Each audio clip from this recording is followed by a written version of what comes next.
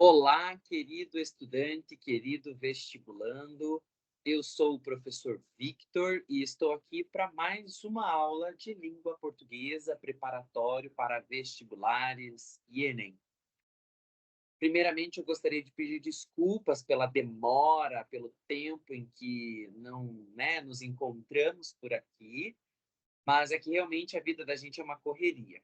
A outra desculpa é pelo barulho. Ó. Veja, eu estou em outro lugar, em outro ambiente hoje, e esse barulho, inclusive, é da minha máquina de lavar. Preciso lavar roupa, eu estou morando agora em um apartamento, tenho que aproveitar o tempo para poder lavar essa roupa e não deixar, senão acaba não secando, enfim, é um transtorno. Acho que quem mora em apartamento entende. Eu já havia gravado essa aula anteriormente, né, sobre funções da linguagem, mas eu percebi que o material não ficou numa qualidade tão boa, um áudio tão bom, tão bom. Então, hoje, eu resolvi regravar essa aula com uma qualidade um pouquinho melhor de imagem, de som. Então, eu espero que vocês gostem. Pessoal, nós vamos falar, então, hoje, como eu disse para vocês, sobre funções da linguagem. Na aula passada, nós começamos a falar um pouquinho sobre é, a linguagem, né, esse dom do ser humano, mas nós não focamos, não demos muita atenção para os vários tipos de linguagem, como que elas acontecem na nossa língua, né? Nós desmistificamos, né, esse mito de que língua ela precisa ser um padrão uníssono, né, que ela acontece de uma única forma, e nós vimos na nossa aula anterior que isso não é real, né? A gente conseguiu estudar ali a fundo a língua portuguesa, compreender a gramática internalizada, né, no consciente do ser humano, do falante, e a linguagem sendo única e exclusiva habilidade do ser humano. E hoje nós vamos falar sobre as funções, né? E falar sobre linguagem não tem como a gente deixar de lado a terminologia interação comunicativa. Por quê? Quando a gente fala de linguagem, essa habilidade única do ser humano, nós estamos falando sobre comunicação, né? O ser humano consegue fazer a comunicação por meio da linguagem, né? Essa combinação e recombinação de códigos, de referentes que produzem uma mensagem, que produzem sentido entre os falantes dessa língua.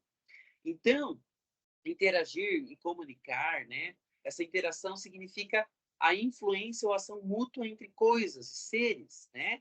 E a interação comunicativa está atrelada a essa reciprocidade comunicativa.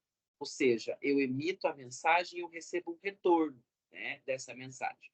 O aspecto fundamental da interação é a passagem de informações contidas na mensagem entre emissor e destinatário. Então, acontece essa relação. E ela pode ser verbal ou não, como a gente já havia visto, né? E aí eu trouxe para vocês aqui, ó, um esqueminha que traz aquele ponto didático que eu havia falado para vocês na aula passada, né? Destinador, emissor, destinatário do outro lado, código ali embaixo, mensagem no centro e referente lá em cima, né? O que eu gostaria que vocês observassem aqui é estas relações, né? A gente tem aqui de um lado o destinador, e daí nós temos uma função que está entre parênteses aqui, a função emotiva, nós já vamos ver por que ela está aqui. A mensagem ao centro, tendo entre parênteses a função poética, referente com a função referencial, e o destinador receptor com a função conativa e o código com a função metalinguística.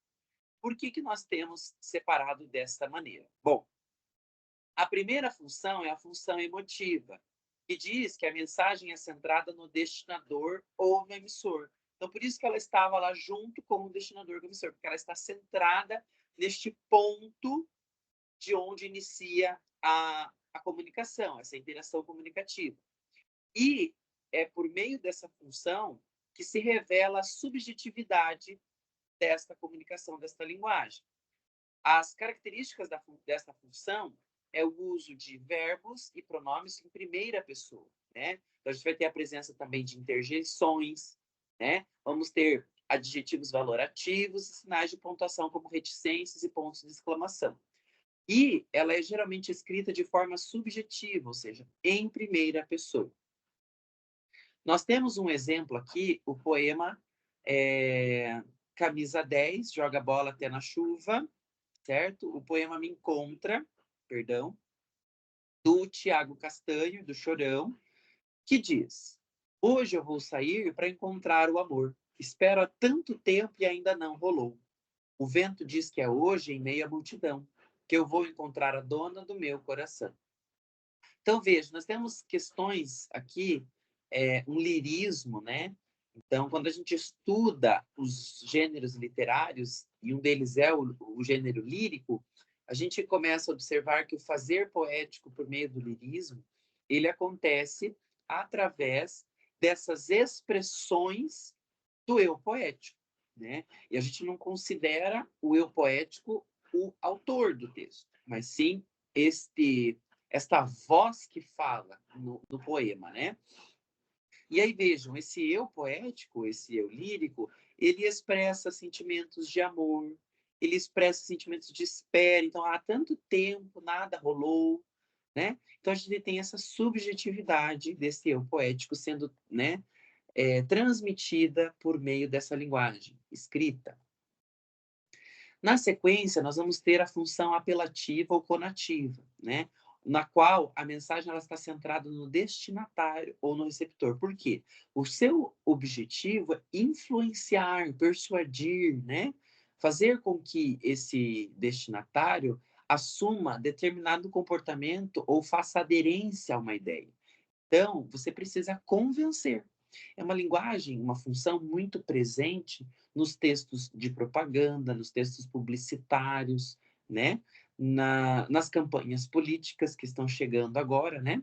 Então, a principal marca linguística de um texto com, né, com a função apelativa é o uso de formas verbais no imperativo e também os vocativos. Então, temos ali os exemplos, né? Ó, os textos publicitários, as propagandas institucionais, os cartazes de manifestações de rua, são exemplos dessas mensagens apelativas. Então, aqui nós temos um exemplo que está próximo da nossa realidade, próximo do nosso tempo agora, né? Que é a eleição, seu voto, sua voz. Então, é como, né, uma campanha da Justiça Eleitoral que sempre está incentivando aos eleitores a comparecerem à urna, a colocarem o seu voto, representando que o voto é a voz, né, desse eleitor. Então, veja, é uma linguagem bem imperativa, é um vocativo, né? Não tem um trabalhar. E veja, aqui a gente tem também uma representação imagética. A urna ali, alguém votando, clicando em confirma, aparecendo fim na tela da urna, ou seja, cumprindo a sua missão quanto cidadão, né? Na sequência, nós temos a função referencial ou denotativa. A sua finalidade é expressar objetivamente sobre a realidade. Então, essa função, geralmente, ela está presente em textos técnicos, né? Jornalísticos, científicos, didáticos. Então, por exemplo, quando nós trabalhamos com questões técnicas, né? Vou trabalhar uma notícia, vou trabalhar um artigo científico, nós temos uma linguagem, né? Um pouco mais polida, um pouco mais objetiva, tem, né? Um cunho mais central, uma ideia mais central. Então, a sua função é expressar de modo objetivo a realidade. Então, nós temos ali um estudo sobre uma vacina, temos uma descoberta científica, uma análise, então a gente tem uma coisa mais objetiva. Caracteriza-se pelo uso da linguagem objetiva com formas verbais na terceira pessoa do singular, o que confere impessoalidade à mensagem.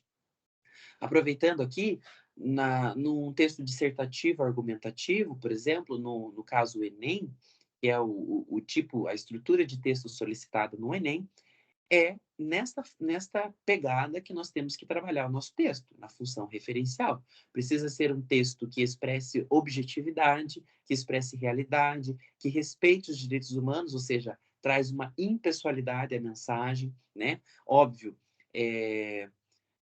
quando eu falo sobre impessoalidade, eu digo no quesito não desrespeitar, não ir além daquilo que é o limite, né? Mas não pode ser impessoal quanto aos fatos, quanto à sua opinião, porque ele é um texto argumentativo, não precisa ter argumentação, consequentemente, precisa ter opinião e argumentos também, né? Aqui nós temos um texto referencial bem pessoal, sem nada de opinião, somente informação e fato mesmo. É uma notícia antiga, ó. São Paulo, a Apple divulgou a sua lista de melhores apps de 2015. O troféu foi para o Periscope, que faz transmissão de vídeos em tempo real. O Periscope foi desenvolvido pelo Twitter e lançado no primeiro semestre desse ano. O segundo lugar foi para o Inlight. Ele é um editor de imagens que mistura controles manuais com filtros a Instagram. Ao contrário do Periscope, este é pago e custa $3,99. A medalha de bronze ficou com Robinhood. O aplicativo promete revolucionar a forma como iniciantes investem em ações e bolsas de valores.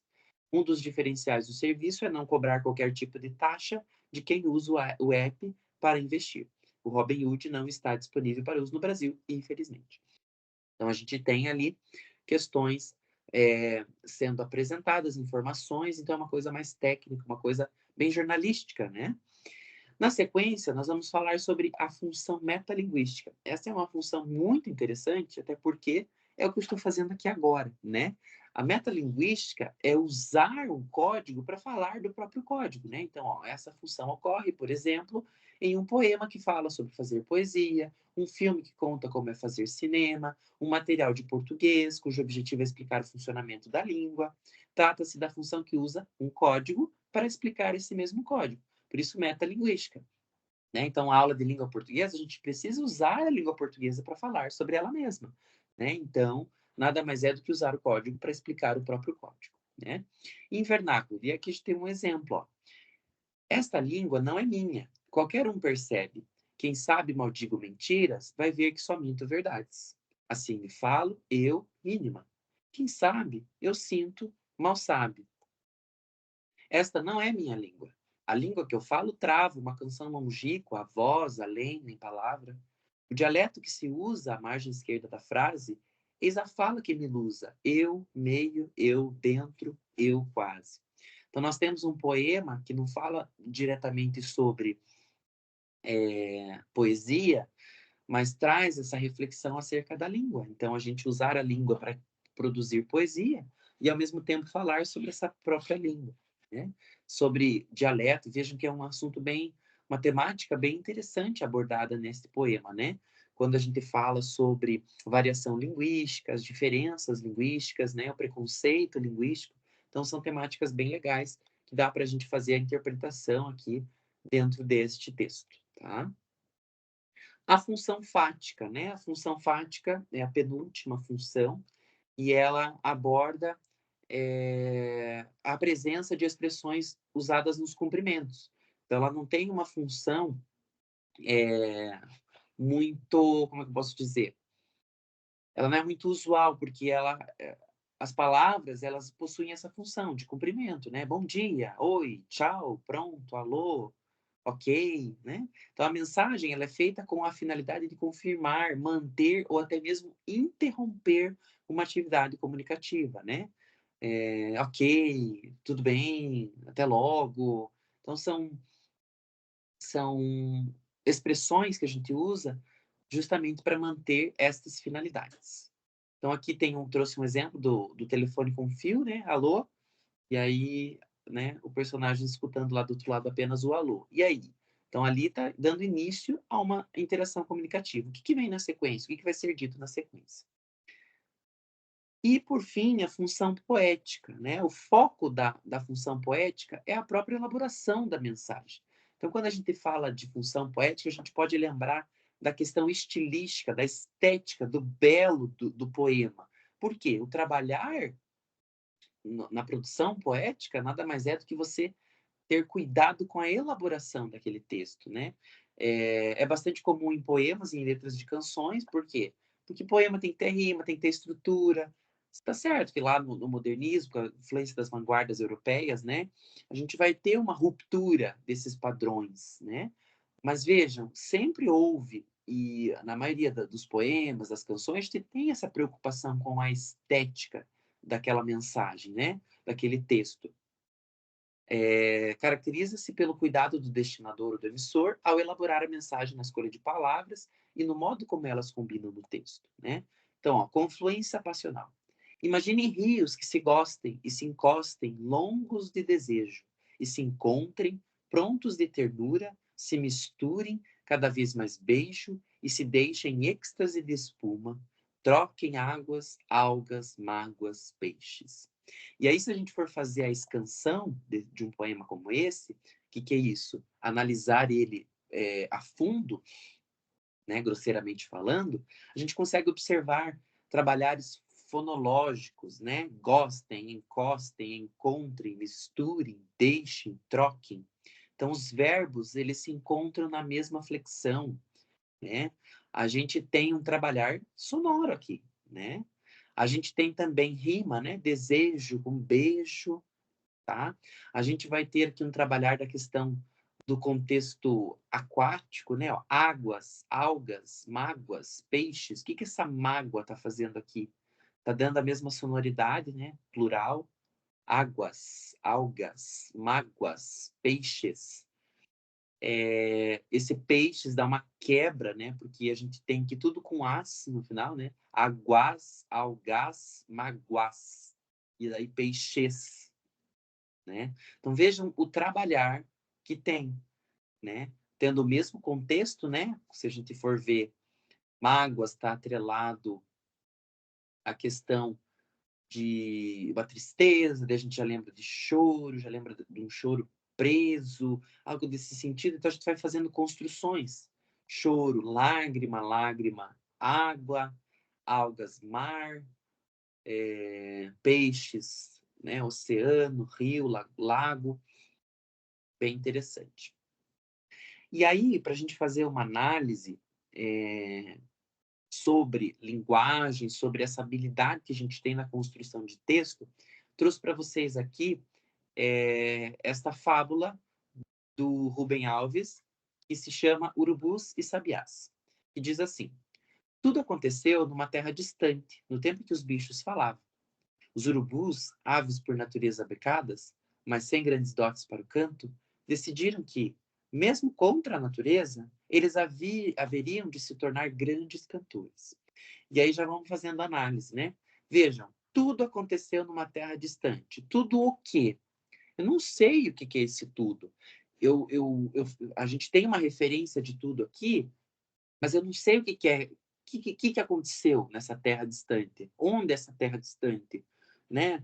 No tempo que os bichos falavam, houve um tempo em que os bichos falavam?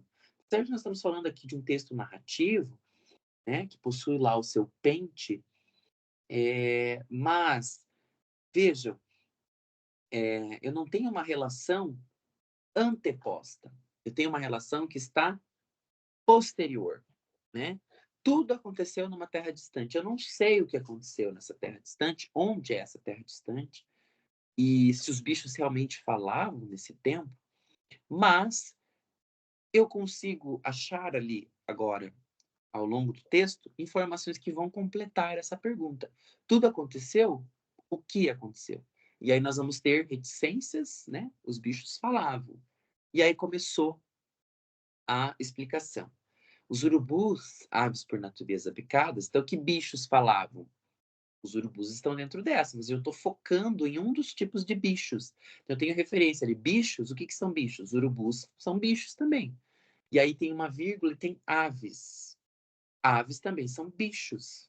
E os urubus são aves. Então, tem classificações ali, né, dos tipos, né? Mas sem grandes dotes para o canto. Então, os urubus são bons, mas nem tanto. Eles não sabem cantar, né? Eles querem cantar. Então, o que vai acontecer? Não sei, vamos ver. Para isso, fundaram escolas, importaram professores, gargarejaram dó, ré, mi, fá, mandaram imprimir diplomas e fizeram competições entre si para ver quais deles seriam os mais importantes e teriam a permissão para mandar nos outros. Então, vejam que nós temos uma construção narrativa, e aí a gente vai começando a imaginar um cenário, né? Essa terra distante, Os urubus, por que que são becados? Porque eles, né, têm as penas pretas, eles parecem que estão vestindo uma beca, parecem ser pessoas importantes, né, bichos importantes, porque são todos seriões. E por isso eles fundaram escolas, então, tem professores, então estão montando toda uma sociedade, um contexto, estruturando uma hierarquia, né? Então a gente consegue fazer relações, vejam, uma descrição, né? Ó, mandaram imprimir diplomas, fizeram competições, enfim. Quem que vai mandar um no outro, né? Foi assim que eles organizaram concursos e se deram nomes pomposos. E o sonho de cada urubuzinho, ó a referência de novo aqui, ó. Não preciso citar os urubus novamente, eu tenho uma outra referência, urubuzinho. Então quer dizer o quê? Urubuzinho, o que que é esse urubuzinho? Faz parte dos bichos? Faz parte das aves? Faz parte dos urubus? Sim, são os urubus, mas que estão em início de carreira, né? São os urubus pequenos, bebês, crianças, né? E o sonho desses urubuzinhos, né? Desse início de sociedade, era se tornar um respeitável urubu titular. Então, veja, já temos uma hierarquia, tem um urubu titular, uma pessoa que manda, que inclusive aqui todos chamam de Vossa Excelência. Aqui nós temos um pronome de tratamento, né? Ó, Vossa Excelência é um pronome de tratamento. Excelentíssimo, né? Esses pronomes que a gente usa para de forma respeitosa, né? Senhor, senhora, Vossa Excelência. Inclusive, Vossa Mercê era um pronome de tratamento, né? Que se tornou vós me ser, e agora a gente fala você ou você, se, mas vossa mercê, que no caso vós me ser ou você, muitos ainda consideram, né? Muitos gramáticos ainda consideram como pronome de tratamento, que particularmente o estudo gramatical atual, né, de gramática, considera que né, as gramáticas mais descritivas consideram o você como pronome do caso reto, né? Porque a gente usa você, você vai, você vem, você está muito bela hoje, então não é muito um pronome de tratamento, mas sim um pronome do caso reto, que a gente usa verbos da mesma forma que um pronome reto, né? Enfim, tudo ia muito bem. E agora esse tudo está fazendo referência anteposta. Vejam, tudo ia muito bem. Que tudo?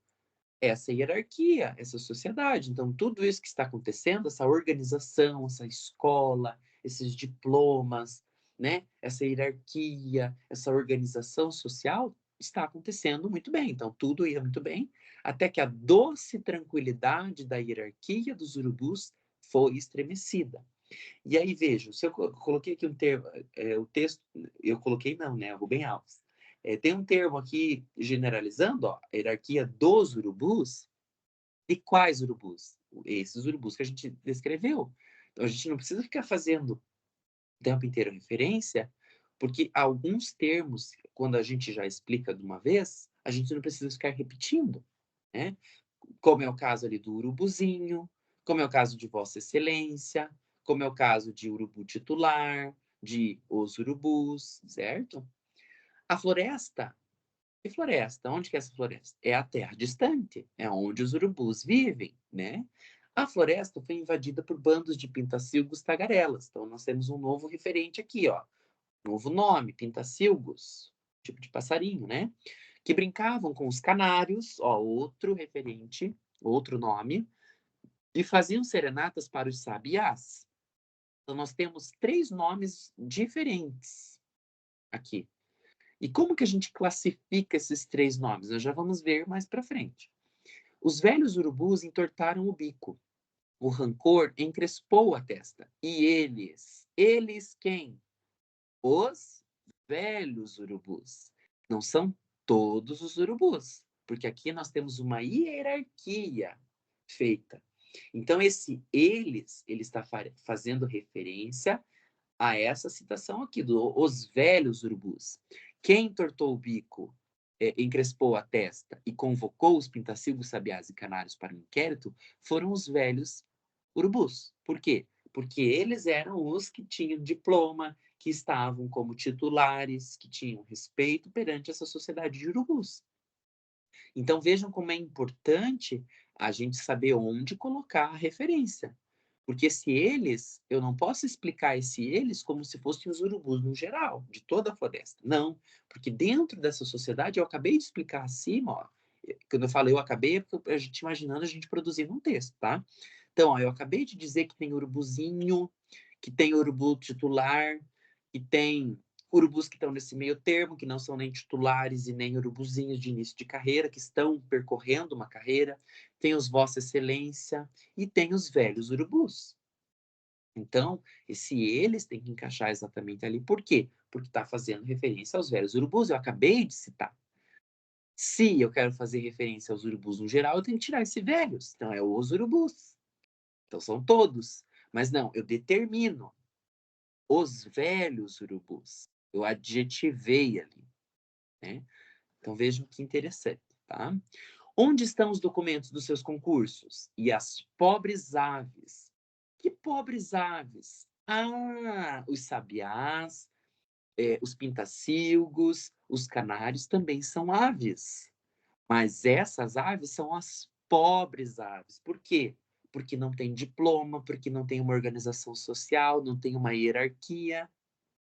Então, as pobres aves se olharam perplexas, porque nunca haviam imaginado que tais coisas houvessem.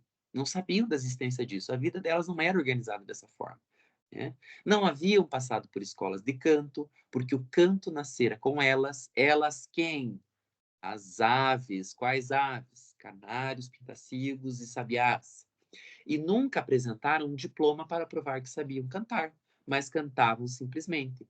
Nunca apresentaram. Quem apresentou? Elas. Elas quem? As aves, as pobres aves. Não, mas cantavam simplesmente. Quem cantava? As aves, as pobres aves. Né? Então vejam que tem coisas que a gente faz referência e é isso que a gente tem que começar a trabalhar no nosso texto. Não, assim não pode ser. Cantar sem a titulação devida é um desrespeito à ordem. Que ordem? Que ordem é essa? A ordem, as regras que os urubus criaram. Então, a gente não precisou explicar a ordem. Veja que tem coisas que a gente não precisa explicar, não precisa detalhar, a gente não precisa perder tempo e, principalmente, perder linha na nossa produção de texto, porque tem coisas que ficam implícitas, ficam fazendo referências de forma subjetiva, tá? E os urubus, ou seja, agora nós temos todos os urubus em uníssono, quer dizer, todos, independente seja, todos, expulsaram da floresta os passarinhos. Que passarinhos? E aí nós temos aqui uma terminologia, um nome em diminutivo, né? Pássaros, passarinhos. E esse passarinhos, vejam, expulsaram da floresta os passarinhos. Nós temos aqui como se fossem os urubus, a forma que os urubus trataram essas aves, essas pobres aves. Passarinhos, vejam, esse diminutivo está dando um tom irônico, um tom pejorativo. Estão vendo? Os passarinhos que cantavam sem alvará. Então, quem são eles? São os passarinhos. Né? Então, vejam que alguns termos a gente tem que também tomar cuidado, né? Diminutivo, superlativo, por conta disso. E aí, como toda fábula, nós temos uma moral. Em terra de urubus diplomados, não se ouve canto de sabiá. Por quê? Por conta de toda essa história, né? Essa moral, a moral vem explicar o porquê que as coisas funcionam como são.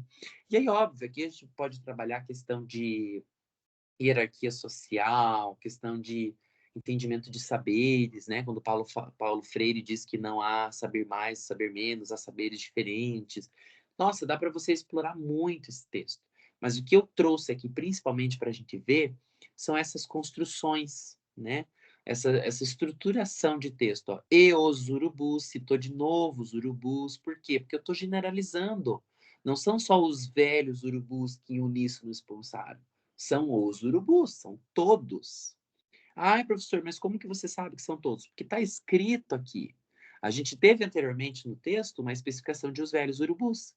Então, às vezes, na tua cabeça, vamos supor aqui que neste parágrafo eu quisesse especificar que seriam somente os velhos urubus, né? Então eu precisaria colocar. Tem coisas que a gente precisa colocar para deixar explícito, porque senão não fica entendível. E aí, quando a gente está falando lá sobre mensagem, receptor, destinador, código e referente, justamente sobre isso, né? O destinador tem que estar preocupado, tem que estar lá na função poética, preocupado com a elaboração dessa mensagem. Por quê? Porque ele precisa que o seu destinator compreenda. E aí, lembrem lá quando eu estava explicando também do canal de comunicação, né? O canal de comunicação não é o barulhão. Não, o canal de comunicação não é só o ambiente, o meio em que circula a mensagem, que circula esse código, mas é considerar todos os contextos. Esse contexto discursivo também é essencial aqui, certo? E aí, gente, a gente entra numa questão mais prática, que é a questão das competências exigidas no Enem. Né? Por que eu foco no Enem? Porque é um dos textos que é modelo, né? Muitos vestibulares acabam cobrando exatamente como o Enem cobra, uma estrutura semelhante, uma correção de texto semelhante, né? E dentro de um texto dissertativo, argumentativo, querendo ou não, é a base de uma estrutura desse tipo de texto, né? É comum, é padronizado desse tipo de texto, comparecer e abordar esses tipos de competências, esses objetivos dentro de um texto. Então, a competência 1 está relacionada com o domínio da modalidade escrita formal da língua portuguesa. Então, se você sabe escrever, se você sabe utilizar a língua formalmente, você já está abordando a primeira competência, né? A competência 2, compreender a proposta de redação e aplicar conceitos das várias áreas do conhecimento para desenvolver o tema, dentro dos limites estruturais do texto, dissertativo, argumentativo, em prosa. E aí eu retomo a questão da competência 1, escrever de forma formal e escrever em prosa. E mais, não é só escrever por escrever, porque escrever de forma formal todo mundo pode saber escrever, mas e compreender essa proposta? Por exemplo, naquele ano que era para falar sobre lazer e muita gente falou sobre laser, né? Compreendeu de forma errada. Então a gente precisa ter essa noção que aqui cabe a questão de interpretação, eu saber interpretar, eu saber reconhecer do que aquilo está sendo dito, né? Competência 3, selecionar, relacionar, organizar e interpretar informações, fatos, opiniões e argumentos em defesa de um ponto de vista. Então, é essencial no texto dissertativo argumentativo ter argumentação, ter um ponto de vista e, sobretudo, saber selecionar, ou seja, saber escolher, saber fazer relação desses argumentos, saber organizar, ou seja, colocar na ordem, na descrição correta, né? O que eu falo primeiro, o que eu falo depois, saber interpretar informações, fatos. Então, tem um texto de apoio ali, tem uns dados do IBGE, eu consigo tirar alguma coisa daquilo, eu consigo ter opinião e argumento e defender esse meu ponto de vista, tá completando a competência 3. A competência 4 e penúltima é demonstrar conhecimento dos mecanismos linguísticos necessários para a construção da argumentação. Aqui o que é focado muito, principalmente no Enem, é a construção por meio de conectivos, né? Então aqui trabalha muito a questão da coesão e coerência do texto, né? Se eu soube, além de selecionar, organizar o meu texto, se eu soube fazer esse mecanismo funcionar, porque a língua, como eu mostrei para vocês naquele esquema didático, é um mecanismo. A gente tem ali um mecanismo de funcionamento e ele funciona. A mensagem chega ao destinador, né, o destinatário, certo? E essa argumentação, ela funciona? Ela é coerente? Ela me convence? Ela me influencia, né, a pensar, a repensar sobre esse tema, né? Competência 5, elaborar proposta de intervenção para o problema abordado, respeitando os direitos humanos. Então, acima de tudo, sempre no seu texto é respeitar os direitos humanos. E a competência 5 é uma competência inteira somente sobre o parágrafo, que a gente vai conversar mais para frente, parágrafo de conclusão. Então, tem que ter uma proposta de intervenção. Aquela situação ali desse texto dissertativo argumentativo é uma situação problema, é um tema polêmico, é um tema discutível, é um tema social. Então, precisa ter uma proposta. Não é uma solução, uma proposta. O que você acha, na sua opinião, que dá certo. Óbvio, você não vai colocar eu acho que, mas no fundo é isso, você acha que vai dar certo e você quer convencer esse leitor de que dará certo dessa maneira, dessa forma que você está descrevendo, né? Então veja, é uma competência inteira somente para isso. E aí, aqui, na verdade, eu estou reaproveitando o slide, como eu disse para vocês na aula passada, né, que eu dou aula para os meus queridos do cursinho Conexão, cursinho preparatório aqui de Campo Largo, gratuito, então, para quem está assistindo essas aulas e ano que vem quer se preparar, esse ano já está se preparando, mas ano que vem quer dar um gás nos estudos, é uma boa, é um cursinho gratuito, né, tem todo um processo seletivo, vale a pena procurar, vale a pena se informar. Então, estou reaproveitando os slides das aulas que eu dou lá para eles. E eu passei essa proposta de redação. E você também, que está me assistindo aí, pode praticar, porque é um tema muito legal, uma coisa muito atual, uma coisa bastante polêmica e discutível de diversas formas, né, de diversas maneiras. O tema é Mobilidade Urbana no século XXI, o ir e vir em questão na sociedade brasileira.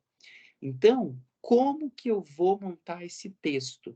Como que eu vou abordar esse tema? Primeira coisa, você entendeu sobre o que o tema está pedindo? Mobilidade urbana no século XXI. Já elimina falar sobre rural, né? Ah, é óbvio, professor. Sim, você tem que fazer todas as interpretações. Século XXI é o nosso século, então é a mobilidade agora, né? O que está acontecendo agora? Veja, é um tema atualzíssimo. O ir e vir em questão na sociedade brasileira. Não adianta você trazer contextos de Nova York, porque o seu corretor não vai estar nem aí para Nova York. Porque o tema está dizendo sociedade brasileira. Então, qual que é o problema que o Brasil enfrenta em questão à mobilidade urbana, esse ir e vir? Né? E aí, eu coloco aqui modelo, entre aspas, porque são dicas, né? São dicas valiosíssimas para você chegar próximo ou até mesmo atingir a nota 1000 no Enem. Por quê? Porque realmente o Enem segue uma estrutura, segue um modelo. Né? A gente desmistificou na aula passada modelos de texto, porque a gente disse, né, na nossa aula que texto não é um produto, e sim um processo de construção. Sempre tem uma coisinha para melhorar, uma coisa para tirar, uma coisa para, enfim, para acrescentar, uma coisa para resumir, uma coisa para, enfim. Então é um processo, não tem como a gente dizer que é um produto, é uma construção. Então não tem como a gente ter um modelo do tipo, ó, faça assim que você vai tirar 1000. Né? A gente é muito mais do que um modelo, a gente serve muito mais do que um modelo. Então aqui são dicas nota 1000, coisas que estão, dicas que fazem, são características que estão presentes nos textos que tiram nota 1000 no Enem, né? Então tem que ser um texto dissertativo argumentativo, é uma redação escrita em terceira pessoa, então não tem que ter eu, não tem que ter eu acho, não tem que ter verbos, né, de primeira pessoa, possuir 4 parágrafos, né? A introdução sendo o primeiro parágrafo, o segundo e o terceiro parágrafo para desenvolvimento e a conclusão para o quarto parágrafo. Em cada parágrafo ter início, meio e fim. Lembra que a gente discutiu isso sobre o que é texto? Texto tem que ter um começo, meio e fim. O que seria esse início, meio e fim? A gente caracterizou ali nos 3 itens. A introdução é o início, o desenvolvimento é o meio e a conclusão seria o fim. A gente separou já dessa maneira, né? Porque eu preciso dar um pontapé inicial para falar sobre algum assunto, eu preciso desenvolver esse assunto, que é o nosso meio, eu preciso finalizar uma ideia. Né? Então, início, meio e fim. Pelo menos 3 períodos, a gente já falou um pouquinho sobre período também na aula passada, com mais ou menos 2 linhas em cada período. Usar frases curtas, bem claras, bem pontuadas, seguir o que se espera em introdução, desenvolvimento e conclusão. Então, o que se espera numa introdução? Né? Já vamos ver mais sobre isso. Possuir elementos conectivos em todos os parágrafos, não para o texto estar ligado um elemento no outro, eu não posso separar a introdução lá, sozinha e uníssona, né? Eu preciso ligar essa introdução com os demais parágrafos. O desenvolvimento também, o meu argumento tem que estar ligado com a relação que eu fiz com o tema, né? A conclusão, a mesma coisa, tem que estar ligado com os direitos humanos, tem que estar ligado com o que eu acabei de argumentar, uma proposta coerente, né? Os elementos conectivos podem ser conjunções, pronomes ou outras expressões. Na introdução, sempre use expressões que façam referência ao tema, ou seja, a esse problema, o risco, o crime, o desafio, a problemática, né? E aí, vejam, nessa introdução, a gente precisa apresentar o tema, precisa apresentar a nossa tese, a nossa opinião sobre esse tema, né? Então, por exemplo, no primeiro período, a gente pode usar isso deve ser enfrentado, deve ser discutido, deve ser refletido. No segundo período, eu já posso fazer uma relação com a atualidade, né? Nesse sentido, explicar, né? A gente pode também, na introdução, usar um apanhado histórico, usar uma lei, usar um filme, né? Um contexto cultural. Nesse sentido, a partir dessa questão, com base nesses aspectos, né? Enfim. No desenvolvimento, a gente pode começar, por exemplo, nessa perspectiva, por um lado, segundo, e aí vai citar alguém, de acordo com, em primeira análise, porque eu estou começando uma primeira argumentação. No segundo, eu posso, por exemplo, né, por outro lado, por esse viés, conforme, em segunda análise, é importante ressaltar ainda. Então, vejam, são frases, são expressões que estão dando ligação entre os parágrafos. Eu não estou separando-os, eu estou ligando, eu estou juntando os dois. E na conclusão, jamais a gente usa concluindo, conclui-se que. Não, a gente usa um portanto, um por fim, assim sendo, ou sendo assim, né? E é isso, gente. Acabou a nossa aulinha de hoje, veja só. É muito importante a gente compreender essas questões para que a gente possa, né, fazer um texto bem feito, um texto bem elaborado, saber escrever sem medo, com segurança, saber, entre aspas, né, brincar com as palavras, para que a gente não fique preso mais nessas questões de medo de escrita, medo da língua portuguesa, não. Né? Como eu disse na aula passada, a gente tem uma gramática aqui dentro, a gente consegue usar a língua, então algumas questões a gente precisa treinar mais essas habilidades, a gente precisa retomar um pouco mais para que a gente consiga ter mais facilidade, porque o exame ele exige isso, facilidade, né? Uma redação que eu proponha hoje, por exemplo, entregar daqui a um mês, você vai ter tempo e muito tempo para pensar, para escrever, para reescrever, né? E a gente precisa treinar e nos organizarmos em relação à produção de texto, né? Em relação a isso, o tempo é curto. Quanto tempo a gente tem de prova? Quanto tempo eu posso destinar para minha produção de texto? É preciso refletir sobre isso, porque senão não dá certo, você não consegue dar conta, né? Produzir um texto e principalmente argumentar não é tão simples assim, convencer, né? Fazer uma proposta coerente, um texto coerente. Então, é isso, praticar a escrita e, consequentemente, também praticar a interpretação, certo? Antes de encerrar a aula, gostaria de comentar, então, que a minha intenção é dar, sim, continuidade aos nossos vídeos aqui, a nossa série de vídeos. Nós temos mais aulas programadas além dessa, como, por exemplo, falar um pouquinho sobre uma correção de uma redação. Então, eu propus essa redação lá para os meus alunos do Conexão. Então, eu montei na aula uma aula de correção, então, apontar ali alguns errinhos, alguns deslizes, algumas coisas que a gente consegue melhorar, que são, né, comuns, são informações que são interessantes, né, da gente poder pontuar, tá? Também nós temos uma aula preparada sobre o conceito de literatura, porque não tem como a gente falar de língua portuguesa sem falar de literatura, certo? Temos também os livros, as obras da Federal, né? Então, são 8 obras, entre elas a autora Júlia Lopes de Almeida, com a obra A Falência. Então, um texto muito bacana para ser falado, para ser discutido, né? Um texto que voltou não, né?